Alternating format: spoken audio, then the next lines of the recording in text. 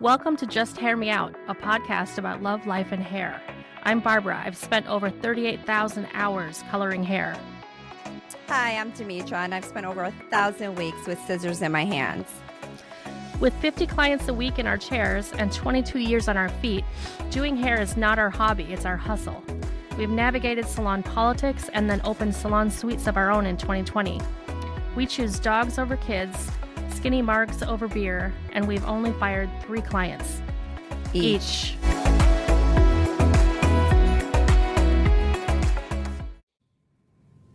Hi, welcome back, everyone. Today, I am going to be interviewing Miss Barbara on being, or used to be, Mormon. Some of you might not know this, but Barbara was raised Mormon. And I am so curious because I don't know too much about it until I started watching The Housewives of Salt Lake City, and they're wild. So I have a totally different impression of Mormon. And okay. Right? So, and we also, one of the main things too, is about the hair. Is that a real thing? Do they all wear their hair like that? Like what? I'm like, not sure. Or is that, you know how like all the women have their hair like... Oh, okay. So that is a sister wives thing. Mm-hmm. Is that not Mormon? That's okay. Here's where we distinguish. The word Mormon is technically slang, and so the difference. Mormon people call themselves LDS, Latter-day Saint. So the name of the church is kind of long. It's called the Church of Jesus Christ of Latter-day Saints, and there are offshoots of how it started, and one of them are the people that dress all the same, wear prairie dresses, and do their hair very strangely. Yes, so that's what I was talking about, the hairdo. They are not what I grew up as. And the biggest difference is it is not legal to have multiple wives in America. Right. And so they practice on their own. And they have, I think, what they call like spiritual marriages. Like they don't go to a courthouse. Like you'd only be married to one person. But then within their community, they consider themselves married to multiple people because they get married in one of their worship houses, you know. Okay, so how is it that they're still part of the same congregation if that's not necessarily legal? Wouldn't the All Saints Church of Jesus Christ, wouldn't they ban them for doing stuff that is not part of their... Correct. So they are not the same Mormon as LDS. Oh, so there's... Does that make sense? Yeah, I see. That's it. I didn't know there was different. So is it like... Is there different kinds of Catholics, too? I think there's I would call those offshoots like extremist groups. Okay. And it's really interesting to talk about this now because I've actually, since October 7th, 2023, I've learned a lot about the history of Israel. And I'm just side note, it is so interesting to me. There's such extreme groups within almost every single religion. Maybe not Buddhists. They're like just really peaceful. But I want to be a Buddhist. How can I be a Buddhist? If anyone out there is listening, I would love to transform into being a Buddhist. Where do I go to see my monk and practice? No, I'm dead serious about this. So if anybody knows that's listening to our podcast, I mean, all right, moving forward. I would be Buddhist, except that you can't kill bugs and spiders. And you know how I feel about spiders. I know. Yeah. I know how you feel about spiders, bitch. You're like, you leave the corpse so they know. Me, I would gladly just open the window and be like, okay, pat them in the booty. Go ahead, go outside. I would be the perfect Buddhist. So yeah, you would. I mean, I think I already kind of practice in that fashion, even though I was born Greek Orthodox, which is Christian. But, and I was baptized, but I'm a spiritual individual. I like to say I'm not religious. But back to Mormon. Okay, so you didn't wear the hairdo. No. That is a very strict version of the Mormon faith. Maybe I should call it the Mormon faith. Because cool. They are called fundamentalist LDS, so they're called FLDS. There's also RLDS, which is reorganized Latter-day Saints. And then there's the regular Church, which is the very legal, very large one that's not hiding anything except for money. I love you. So that church is the one that like the church I grew up in is the formal LDS, and they are who owns most of downtown Salt Lake, and that's who everyone pays tithing to, and that's who has roughly $250 billion in assets. So you know how to hide money. Oh yeah. Oh yeah. Also, Mormons are really well versed in pyramid schemes as well. Yes. Wow. Okay. That's another episode. Anyway. It is. We have a visitor today. Oh, Mia. Mia, baby. She snuck in here. Oh, she's so cute. That's okay. She'll be quiet. It's fine. Okay. All right. So, Barbara, I want to know, tell us a little bit, okay? I mean, you don't have to tell us too much, but I'm just a little curious. Like, give me your likes and dislikes. Of the Mormon faith? Yeah, of like how you were growing. Because Barbara got out of it. And that's why I want to kind of give them an idea of, you're no longer, a Mormon. Right. And I just kind of want to tell them a little bit maybe why. I'm sure there was some likes about it. There was probably some dislikes about it. And I just want you to share that with us. Again, like I said, I was just curious because I didn't know too much about it other than watching these housewives, and they're wild. And you have a wild side to you. So I'm kind of like, trying to figure this one out. So one thing that distinguishes, Mormons are a different kind of Christian than a lot of the other Christian religions. But a big deal is this kind of code they have to go by where you can't, it is not okay to be a devout Mormon and smoke or drink alcohol or drink coffee. And then some people take the coffee thing really far and say, like, no soda that has caffeine because caffeine's a drug. Some people even say no chocolate because it has caffeine in it. So anyway, what's the problem with caffeine? Why don't it's a drug? Oh, okay. So you're not allowed to do drugs, and they're against all that. Okay. But a lot of people, even today in Salt Lake, in Utah, Mormons are very much no drugs. But prescription drugs are okay. And a lot of people, I think, really abuse pills. And there's this really high bar of perfectionism. And so a lot of people women have plastic surgery. And so there's a lot of really perfect looking Mormon ladies who have maybe some dependencies and really, it's not so pretty underneath the hood. You know what I'm saying? Mm-hmm. Or behind closed doors. Wow. See, I never knew that. I didn't even know they were okay with being able to do plastic surgery, things like that. But and birth control. One of the women, she owns a thing, and that's what she does. Yeah. Yeah, I've seen a little bit of the first season of that show. Mm-hmm. I find a couple of the people on there just really frustrating, so it's hard for me to watch. Very frustrating. I never watched this in my life. I came upon it the other day because, I don't know, I was scrolling and it's just like something in the background. I got addicted. I watched for 6 hours straight. And then that's when I was like, I need to speak to Barbara because it kept mentioning Mormon. And I'm like, these bitches are wild. Wild. So you're called a Jack Mormon if you're a Mormon who also, you go to church on Sunday, but then you go out drinking. That's, and that's what I think a lot of those hypocrites, typical spiritual, church-going, hypocritical people. I hate to say it. Don't take offense, anybody that's listening to this. So if you're very much into whatever your religion is, but the truth be told, a lot of people that are very much into whatever their faith is, they are the biggest hypocrites because they do the most. They are the biggest whores, cheaters on their husbands, and vice versa. They drink, they pop their pills underneath, and they want to judge everybody but themselves. Mm-hmm. I'm sorry, you guys. I'm only speaking the truth. This is real talk today. Don't get mad. And then there's some of you that really are legit. Okay? Yeah. So props. So, okay, going back a little bit, I wanted to say, so good sides. when I was growing up, like I would say the community, like you really feel like you have people that kind of have your back all the time, because each church group is just pretty tight as far as like people check up on each other, take care of each other, that sort of thing. And it's nice. It's a community. Nice yeah. community. Yeah. Neighborly.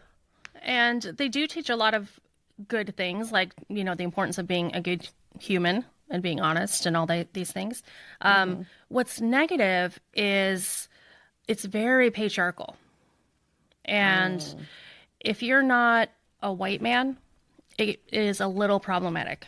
And I would say some people are really happy in that religion and in that role, but only if you happen to be one of these women who really enjoys being like a housewife and being like kind of taken care of, if you will. Like the man essentially makes all the decisions. Okay. So it's, you know what I'm saying? Like, right. So if you have a strong personality like you and I, and we're go-getters, we would not fit into that role because we would be bumping heads. This is truly for someone who, and that's okay. There's people out there that really enjoy, I want to be a housemaker. I want to take care of my husband and he provides for us. There's a lot of people out there and that's okay. I would say that's very traditional roles, but it's not for everybody. Yeah, exactly. So, and there's nothing wrong with it, but I would say like half of the women I know would enjoy spending part of their life like that. You know, like your childbearing years being, you know, taking care of the house and your family and your husband and, you know, that traditional role, as you say. If it doesn't fit well with your personality and you're the part of the other 50%, it's pretty painful. And the whole time I was in the church, all the records and everything, it would always say like head of household, and that is the man. And people who are equal to their marriage partner find it very insulting to say one of them is the head of the household. These are things like if you're a feminist, and when I say feminist, just in case any men are listening, I wanted to say, I think they should be equal. Not that women should rule over men either. But anyway, that's what's can be really difficult about it. And the other really harsh reality is they really strive to be perfect. And that is so toxic because no one is. And so you're always coming up short. And now, was it also a big deal to, you had to date within the Mormon? Yes. Now, is it within a certain community, or do you find Mormons in other areas, or do they try to do like set you up with people that? No, it's anywhere as long as they belong to that church. Okay. But the reasoning is that if you're a devout Mormon, you get married in a temple, and that is considered different than a regular legal marriage. Like Mormons go like to the courthouse, you know, to get your marriage license, and then you go to the temple, and it's like more of a spiritual wedding. And that is the difference is Mormons are saying you're going to be married and together forever, so even after you die. Yeah. So forever. And if you don't get married in the temple, when you die, you're going to be separated. And they very much believe in an afterlife. So that can be harsh too, you know. And if you drink or smoke, or drink coffee or have sex before you're married, you cannot get married in the temple unless you lie about it. Right. So now if you don't get married in the temple, everybody knows you were a hoe or a drinker or I mean, I'm just saying. It is. It's pretty much, I mean, people do judge each other, you know. Okay. Like, oh, they're getting married not in the temple, you know. Yeah. Interesting. Okay. Well, you know, I just kind of wanted to touch base on it just a little bit. I didn't want to overly go into it. I just kind of was a little curious about, why some were able to do that and some weren't. Yeah, and, you know, so you just kind of open that up for me. Maybe one day if you want to delve more into this subject, you can give us some more insight. Let's get some feedback from our listeners and see, maybe they want to know some more information too. And we can always ask Barbara. You guys come and visit our YouTube and our other platforms and give us your questions. What do you want to know? Right? Yeah, I mean, at least we know ahead. that the hair thing isn't legit. That was my biggest thing. I just kept thinking about the hairdos. Like, I'm like, this is definitely part of our subjects. It's like, well, it's about hair, right? So, yeah. So a little bit. Well, and can I say like just two other things real quick? So those FLDS people are living Mormonism more like how the guy who started it, Joseph Smith, they're like being very literal about how he had it. And so they're kind of better Mormons than the LDS people because they kind of like adjust with the times. Okay. Got it. And it is very, very culty. And those people, I mean, the hairdo thing and how they dress is based on who's the prophet. So Warren Jeffs is in jail right now for marrying underage girls. But he had, I think, almost 70 wives, spiritual wives, he would call them. And 70. Yeah. So like, do you think he was banging all 70 of them? I think he tried to. I do. Okay. Yeah. Creepy. And yeah, totally. So his father was the prophet of that church before him, and he had hairdos that he liked. And they wore the prayer dresses. And I was listening to a podcast about this because it's fascinating to me. They could wear like prints, like flower prints or whatever on their dresses. And when Warren became the prophet, he decided he liked certain other colors and like a solid print. So they wear what he likes. Yeah, so it's like a fetish / role-playing / yeah. Yeah. I don't know. Super okay, creepy. I was like really disturbed about what's happening in Israel. And I know Muslim people who are so peaceful. And well, regardless of how you feel about what's happening right now, there's terrorist groups out there, right?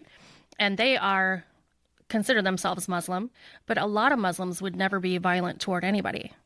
And I wanted to say, it's easy to look at that situation and go like, oh my gosh, that's so crazy. And in Mormon faith, there's the regular Mormons who would like never hurt somebody. Like you would be absolutely kicked out of the church if you killed somebody or, anyway, you'd be like outcast. And in the FLDS, they have this thing called blood atonement. And if someone is like a terrible sinner who's part of their faith, they feel like it's better to kill them, spill their blood. It's going to help them to atone for their sins in the next life. I'm just saying, there's some weird shit out there. So they can actually kill someone. Yeah.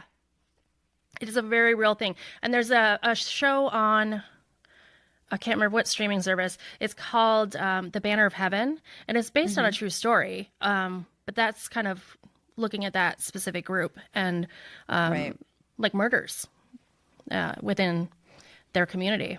Oh, I got to watch that one. Is that on like Netflix or something? What's that one on? I want to say it's Hulu right now. Damn, Hulu. Or Under the Banner of Heaven. Anyway. Okay. Very interesting. But yes, the hairdos and the prayer dresses are a separate group. Okay, see, thank you for clarifying that, girlfriend. All right.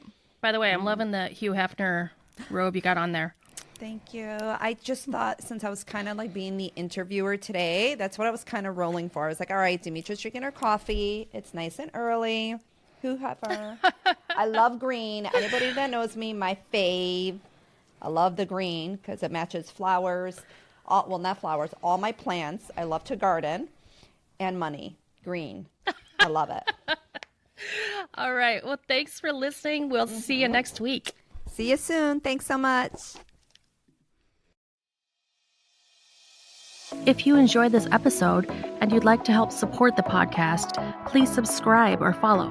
And please leave a rating and review on Apple Podcasts or Spotify. Lastly, follow us on social media for clips of past and future episodes. All our accounts are listed in the show notes below.